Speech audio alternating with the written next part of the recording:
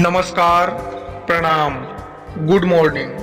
सभी सहारा इंडिया पीड़ित जमाकर्ताओं व सम्मानित कार्यकर्ताओं का हार्दिक स्वागत करता हूं, वंदन अभिनंदन करता हूं। एक और नई वीडियो में आपके अपने यूट्यूब चैनल इन्फॉर्मेशन विद पीके पर। मैं हूं पिंकू कुमार प्रजापति और आप देख रहे हैं इन्फॉर्मेशन विद पीके। दोस्तों, आप में से जितने लोगों ने भी सहारा रिफंड पोर्टल पर ऑलरेडी आवेदन कर रखा है और एक भी रुपया आपके अकाउंट में नहीं आया है, यानी कुछ लोगों को 10,000 रुपये की राशि भी दी गई थी, अगर वो भी आपको नहीं मिली है तो इस वीडियो को देखना आपके लिए बेहद जरूरी है, क्योंकि सहारा रिफंड पोर्टल ने एक नई सूचना जारी की है। सभी निवेशक बंधुओं के लिए क्या नई सूचना है उसके बारे में जानकारी देंगे। बहुत से लोगों में डेफिशिएंसी कम्युनिकेटेड का मैसेज आया हुआ था और उसको हटवाने के लिए आप लोग बहुत बेहद इंतजार कर रहे थे कि किसी न किसी प्रकार से डेफिशिएंसी हट जाए।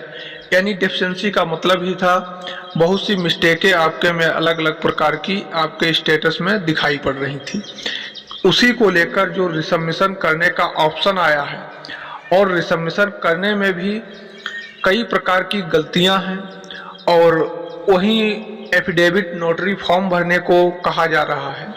अगर ये कार्य आपका हो जाता है तो पोर्टल का कहना है कि आपका पैसा आपके अकाउंट में ट्रांसफर कर दिया जाएगा।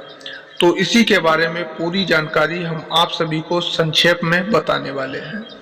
आप में से जितने लोगों का भी पैसा सहारा इंडिया कंपनी की किसी भी सोसाइटी में फंसा हुआ है, किसी भी सोसाइटी में जमा है और आपने आवेदन भी कर रखा है, आवेदन किए हुए 1 वर्ष किसी को हो गया, 1 वर्ष से ज़्यादा हो गया, किसी को 6 महीने हुए, किसी को 8 महीने, किसी को 4 महीने, इस प्रकार से हुए हैं। तो ऐसी स्थिति में आप सभी को ये जानकारी जानना जरूरी है। तो जानकारी जानने से पहले चैनल पर वीडियो पहली बार देख रहे हों तो प्लीज़ हमारे यूट्यूब चैनल को अवश्य सब्सक्राइब कर लें, ताकि सहारा रिफंड पोर्टल या सहारा से रिलेटेड आने वाली हर एक अपडेट का नोटिफिकेशन सर्वप्रथम आपके पास पहुंच सके। तो आप फटाफट चैनल को सब्सक्राइब कर लीजिएगा और बेल आइकन को प्रेस कर ऑल पर जरूर सिलेक्ट कर लीजिएगा और लाइक कर दीजिएगा। हम आपका कीमती समय न वेस्ट करते हुए सीधे अपने मेन टॉपिक पर चलते हैं और यहीं से हम अपने वीडियो को स्टार्ट करते हैं। दोस्तों, सहारा बंधु, हम आप सभी को बताने वाले हैं कि सहारा रिफंड पोर्टल ने कि क्या नई सूचना जारी की है। तो नई सूचना जारी ये की है कि जिन लोगों के पास डेफिशिएंसी कम्युनिकेटेड का मैसेज आया हुआ था, लगभग 80-90% लोगों के पास डेफिशिएंसी कम्युनिकेटेड का मैसेज आया ही होगा और अब आप लोग सहारा रिफंड पोर्टल की ऑफिशियल वेबसाइट यानी कि CRCS पर जाकर के अपना स्टेटस चेक कीजिए और स्टेटस चेक करने के दौरान आपके में जो प्रॉब्लम लिखकर आ रही है, क्या प्रॉब्लम, रेड कलर में लिखकर आएगी नेम वाली। बहुत से लोगों में नेम मिसमैच है और कहीं पर तो उनका आधार से मोबाइल नंबर लिंक नहीं है। अधिकतर लोगों में नेम मिसमैचिंग की प्रॉब्लम है, क्योंकि नेम मिसमैचिंग इस प्रकार से, जब आप लोगों ने सहारा में अकाउंट ओपन करवाया तो वहाँ जो बॉन्ड आपको मिला उस पर मीनिंग कुछ और है, उसके बाद में आपने आधार बनवाया, आधार पर मीनिंग कुछ और है, आई और ई भी है। जैसे आधार में आई लगा है और उसमें ई लगा है बॉन्ड में, तो अगर एक भी अक्षर का मिस्टेक है तो आपका एक्सेप्ट नहीं किया जाएगा। इसीलिए आपके पास ये आता है और आपको उसके लिए एफिडेविट नोटरी फॉर्म भरना पड़ेगा। तो आपको हम दिखा ही देते हैं, थोड़ा देखिएगा, इस प्रकार से लिखकर आएगा। ये स्क्रीनशॉट हमने ले रखा है। ये रेड कलर में जो लिखकर आ रहा है, Aadhaar name and society account names does not match, kindly ensure to agree below declaration to proceed further. यानी कि जो आधार पर जो नेम है और सोसाइटी का जो अकाउंट है, आपकी किसी भी सोसाइटी सहारा की हो, उस पर अकाउंट का जो नेम है वो अगर सेम है मीनिंग उसकी तो आपको ये फॉर्म नहीं भरना पड़ेगा। अगर नहीं है तो इस प्रकार से रेड कलर में लिख कर आएगा और आपको एफिडेविट नोटरी फॉर्म भरना पड़ेगा। अब आप सोचो वो एफिडेविट नोटरी फॉर्म क्या सबको भरना पड़ेगा, किसको किसको भरना पड़ेगा? तो हमने अभी बताया, लेकिन आपको नहीं समझ में आया होगा। जिसके में इस तरह की प्रॉब्लम है, रेड कलर में लिखकर आता है, उसी को एफिडेविट नोटरी फॉर्म भरना पड़ेगा और लोगों को नहीं भरना पड़ेगा और लोगों का सुधार स्वतः ही कर दिया जाएगा। जिन लोगों में नेम मिसमैच की प्रॉब्लम है, यानी कि सोसाइटी का जो अकाउंट है उसमें नेम में मीनिंग कुछ और है और अपने आधार पर मीनिंग कुछ और है, और जो आपने दूसरा अकाउंट खुला रखा है पैसा ट्रांसफर करवाने के लिए, यानी कि जब पोर्टल के माध्यम से अगर आपका आवेदन स्वीकार हो जाता है या किसी भी प्रकार से आपका पैसा आएगा तो उसके लिए आपने पिछले वर्ष दूसरा तो अकाउंट दिया ही होगा जिससे इस अकाउंट पर सहारा का पैसा आ सके, तो उस पर भी आपकी मीनिंग में मिसमैच हो सकता है। और इसकी सीधी जानकारी अगर हम आप सभी को दें तो आप ऐसे भी मिलान कर सकते हैं बिना पोर्टल के माध्यम से सीएससी के सेंटर जाने से पहले भी।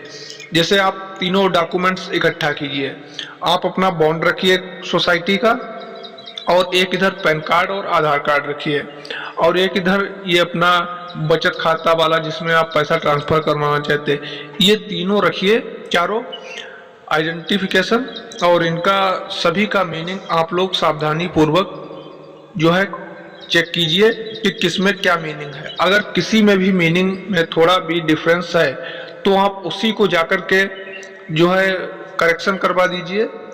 करेक्शन के आधार पर ही करेक्शन हो सकता है और तो करेक्शन होना नामुमकिन है। तो उसी प्रकार से आपका जो है पैसा ट्रांसफर होने में किसी भी प्रकार की दिक्कत या समस्या का सामना नहीं करना पड़ेगा। और ये सब अगर आप लोग कर लेते हो तो पोर्टल का कहना है कि भुगतान तो हम कर ही देंगे। और ये जो फॉर्म है एफिडेविट फॉर्म, इसको भी जानना जरूरी है। एफिडेविट फॉर्म जो है ये 2 पेज का है, पूरे 2 पेज का एफिडेविट फॉर्म है। इसको प्रिंट करवाना पड़ेगा, यानी कि प्रिंटर से निकलवाना पड़ेगा। आप जब सीएससी सेंटर पर जाएंगे या अगर स्वयं अपने आप करेंगे तो आपको इसका एफिडेविट फॉर्म प्रिंट करना पड़ेगा और उसके बाद में इसको भरना पड़ेगा, फिर स्कैनिंग करना पड़ेगा, तब आपका पूरा आवेदन एक्सेप्ट हो पाएगा, अन्यथा आपका आवेदन एक्सेप्ट नहीं हो पाएगा। किन लोगों का? जिन लोगों में नेम मिसमैच की प्रॉब्लम है उन्हीं लोगों को। ऐसा नहीं है जिनका नहीं है वो भी कर दें, ठीक है, समझ लेना पूरा, फिर आप मत कहना कि इधर से उधर कर दिया। जिनका नेम मिसमैच में प्रॉब्लम है उनको एफिडेविट नोटरी फॉर्म भरना है, सभी को नहीं भरना है। सभी को क्या 40-50% लोगों में ये प्रॉब्लम्स देखने को मिल रही है। इसीलिए सहारा रिफंड पोर्टल ने ये हाल ही में सूचना जारी की, यानी कि कल की डेट में ये सूचना आई हुई थी और मैं वीडियो आज 16 अगस्त 2024 को बना रहा हूँ। अब थोड़ा हम बात कर लेते हैं अपना थोड़ा अलग हटके पोर्टल को छोड़कर जो चर्चाएं चल रही हैं सहारा इंडिया भुगतान को लेकर के। तो दोस्तों, सहारा इंडिया भुगतान को लेने में यानी कि पाने के लिए बहुत से लोगों का हाथ है, बहुत से लोग लगातार प्रयास कर रहे हैं। संसद में भी, लोकसभा में भी कई सांसदों के द्वारा लगातार इस मुद्दे को उठाया जा रहा है, सवाल पर सवाल किए जा रहे हैं, लेकिन फिर भी सरकार कान में तेल डाले हुए बैठी है। वो केवल और केवल पोर्टल के पीछे पड़ी हुई है। अब पोर्टल का ये भी भाई फंडा देख लेते हैं, या फंडा फिर से बनाया है कि आप लोग सबमिट कीजिए उसके बाद में आपका भुगतान मिलेगा। तो इसको भी थोड़ा देख लेते हैं 10-5 दिन या 20 दिन। और उधर संयुक्त ऑल इंडिया जन आंदोलन संघर्ष न्याय मोर्चा और विश्व भारती जनसेवा संस्थान जैसे कई संगठन लगातार अपनी प्रगति पर कार्य कर रहे हैं।